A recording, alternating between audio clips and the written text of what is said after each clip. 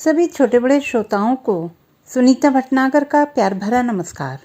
Audio stories के हमारे channel कहानी जगत में आप सभी का स्वागत है।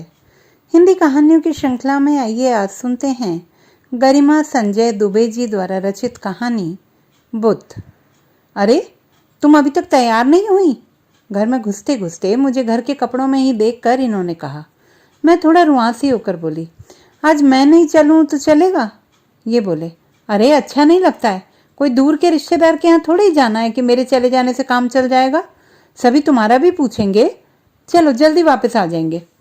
मैं बेमन से तैयार होने चल पड़ी। इंदौर सभी नाते रिश्तेदार, ससुराल पक्ष के भी, मायके पक्ष के भी, फिर जान पहचान भी ढेर, इसलिए साल भर कुछ ना कुछ आयोजन चलते ही रहते हैं। और शादियों के मौसम में तो कई बार लगातार 15-15 दिन तक रोज शाम को बाहर जाना होता है। ऐसे में पेट बेचारे का जो हाल होता है वह तो ठीक, पर दिनचर्या पूरी तरह से अस्त व्यस्त और घर की हालत तो ऐसी हो जाती है मानो शादी इसी घर में हो रही है। देर रात को वापस आना, थक हार कर सो जाना, न बच्चों की पढ़ाई हो पाती है न और कुछ। अगले दिन सुबह फिर कॉलेज स्कूल की भागम भाग।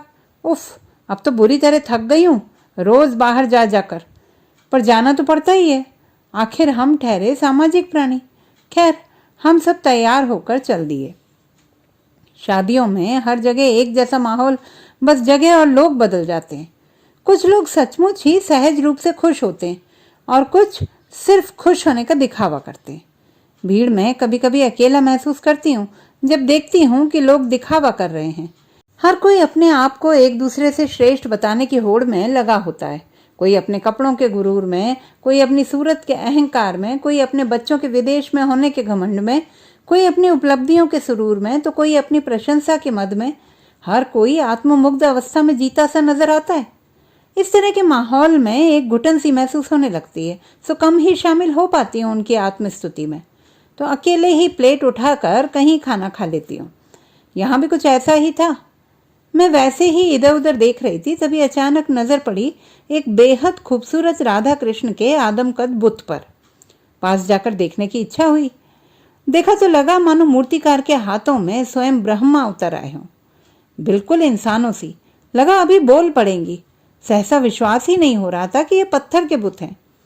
चेहरे की एक एक भाव भंगिमा, अंग प्रत्यंग की गढ़न, जीते जागते इंसान सी मोहक मुस्कुराहट, वास्तविक कपड़े, गहनों से सजे बुत बरबस ही सबका ध्यान अपनी ओर खींच रहे थे। पर जब मेरी निगाह बुत की आंखों पर पड़ी तो उन आंखों में थकान और उदासी नजर आई। मैं सोचने लगी, मूर्तिकार इतनी बड़ी गलती कैसे कर गया? चेहरे की मुस्कुराहट के साथ आंखों की उदासी अटपटी सी लगती है। खैर, मैं वहां से हट गई और शादी के अन्य कार्यक्रमों का आनंद लेने लगी। किसी भी शादी में कम से कम 3 से 4 घंटे लग ही जाते हैं। अचानक मेरा बेटा दौड़ता हुआ आया और कहने लगा, मम्मा मम्मा, वह मूर्तियां नहीं है, असली आदमी हैं। मैंने उनको जूस पीते हुए देखा। बच्चे और उनकी कल्पनाएं। मैंने सोचा और कहा, यूं ही कुछ भी मत बोलो। तो वह बोला, चलो खुद देख लो अपनी आंखों से। मेरी उंगली पकड़कर लगभग खींचता हुआ वह मुझे बुत की तरफ ले गया। मैं देखकर दंग रह गई कि वास्तव में वे बुत नहीं थे, बल्कि इंसानों को ही राधा कृष्ण की मूर्ति के रूप में खड़ा किया गया था। उन्हें जूस पीते देखकर मेरी तरह अन्य लोगों को भी आश्चर्य हुआ और वे भी उन्हें हंसते हुए देखने लगे। इवेंट कंपनी का सुपरवाइजर जो सजावट का काम देख रहा था वहां आया और उन बुत बने इंसानों को डांटकर कहने लगा, मैंने तुमसे कहा था ना कि पूरी शादी में हिलना नहीं है, सब डेकोरेशन खराब कर दिया, अब पैसे काट लूंगा। कृष्ण बना पुरुष लगभग गिड़गिड़ाता सा बोला, सर प्यास लगी थी इसलिए। सुपरवाइजर बीच में ही दहाड़ा, तुम्हारी प्यास के लिए पार्टी का डेकोरेशन बिगाड़ दें? चल जल्दी कर, फिर से पोजीशन में आ जा। बेचारे फिर से अपनी त्रिभंगी मुद्रा में आ गए। वही मुस्कुराता चेहरा और उदास आंखें। मैं सन्न रह गई। जिस डेकोरेशन को पत्थर के बुत से पूरा किया जा सकता था, उसके लिए इंसानों का प्रयोग क्यों? एक महाशय उस सुपरवाइजर से पूछने लगे, भाई मजा आ गया, क्या नया आइडिया है, तुम्हारे दिमाग में कैसे आया? वह बोला, सर बस सोचा कुछ नया किया जाए तो ये आइडिया दिमाग में आया तो शुरू कर दिया। वह महाशय बोले, 2 महीने बाद मेरी बेटी की शादी है। वैसे तो सब तय हो गया है, पर तुम्हें अपना ये इंसानी बुत वाला डेकोरेशन हमारे यहाँ भी करना है। मेरे संबंधियों के लिए अच्छा सरप्राइज रहेगा। फिर वे धीरे से बोले, कुछ मॉडर्न बुत भी खड़े कर देना। समझ रहे हो ना? सुपरवाइजर कुटिल मुस्कान के साथ बोला। क्यों नहीं सर, पर चार्ज थोड़ा ज़्यादा लगेगा, दूसरी पार्टी के साथ मैनेज करना पड़ेगा। वे बोले, उसकी चिंता मत करो, बस तुम ये मैनेज कर लेना।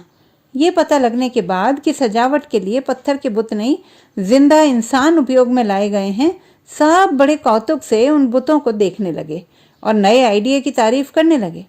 मैंने भी एक एक बुत को ध्यान से देखा।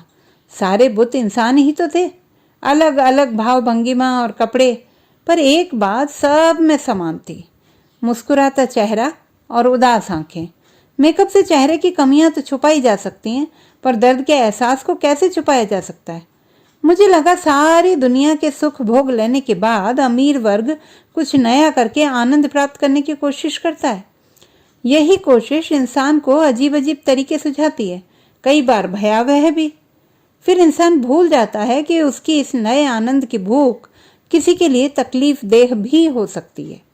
शायद इसे ही मनोविज्ञान में सैडिस्टिक प्लेजर कहा जाता है। हिटलर ने इसी प्रवृत्ति के कारण गैस चैम्बर का निर्माण किया था, क्योंकि इंसानों की चीखें उसे आनंद देती थी। अति संवेदनशीलता क्या दुर्गुण है? शायद, और मैं इसकी मरीज हूँ। मुझसे खाना नहीं खाया गया। याद आया, स्कूल में जब कभी किसी को हाथ ऊंचे करके खड़े रहने की सजा मिलती थी तो 10 मिनट में ही हालत पतली हो जाती थी, और यहाँ ये इंसानी बुत लगभग 5 घंटे से विभिन्न मुद्राओं में खड़े हैं, बिना हिले। सोचकर ही मन अजीब सा हो गया। जल्दी से लिफाफा देकर मैं वहां से भाग जाना चाहती थी। हैरानी और दुख से आंखें भर आईं। गली गली चौराहों चौराहों पर बुद्ध के रूप में खड़े भगवानों के लिए हम कितने संवेदनशील होते हैं। उनका श्रृंगार, उनका भोग, उनके कपड़े, सब के लिए मरने मारने को उतारू हम अपने आसपास घूमते इंसानों को भी पत्थर का बुत मान लेते हैं। क्या कोरे पत्थर को पूजते पूजते इंसान भी पत्थर होता जा रहा है? पत्थर के बुत को तकलीफ ना हो इसका पूरा ध्यान है, पर इंसानों की तकलीफ से हमें कोई वास्ता नहीं। एक गरीब इंसान काम मांगने आया और उसे अपने नए इनोवेटिव आइडियाज के लिए आपने इस्तेमाल कर लिया। बिना हिले 7-8 घंटे खड़े रहने की सजा। पैसे की बहुत ज़रूरत होगी, तभी तो उसने इस काम के लिए हाँ कह दी। लेकिन क्या कोई और काम नहीं दिया जा सकता था उसे? लेकिन उनकी गरीबी का फ़ायदा उठाने वाले क्यों कर ऐसा सोचते? वे तो इस अनोखे कौतुक से लोगों का मनोरंजन कर अपना व्यापार बढ़ाना चाहते। फिर कोई भी वक्त का मारा 7-8 घंटे के लिए तैयार हो ही जाएगा। फिर करना भी क्या है, खड़े ही तो रहना है। राधा का झुका हुआ शरीर, कृष्ण की त्रिभंगी मुद्रा, नृत्य करती गोपियों के रूप में बिना हिले खड़े रहना भी कोई कठिन काम है भला? कई बार किसी भिखारी को भीख मांगते देख और उसे भीख न मिल पाने पर मैंने बचपन में किसी से यूं ही कुछ मांगकर न मिल पाने की पीड़ा को महसूस करने की कोशिश की थी। किसी अंधे को देखकर कभी अंधा बनकर उसकी तकलीफ को जानना चाहा था। जेठ की भरी दोपहरी में किसी बच्चे को नंगे पैर चलते देखकर मैंने चप्पल उतारकर तपती सड़क पर पैर रखकर उस तपन को छूना चाहा था। फुटपाथ पर कड़कड़ाती ठंड में बिना किसी ओढ़ने के लोगों को सोते देखकर अपने घर में रजाई हटाकर ठंड सहन करने की कोशिश भी की थी। भूखे रहकर गरीबी और भूख को जानना चाहा था। लेकिन जाके पैर न पड़े विवाही, सोका जाने पीर पर आई की तरह एक नाकाम कोशिश के साथ मेरे मन ने कई बार मुझे रुलाया है।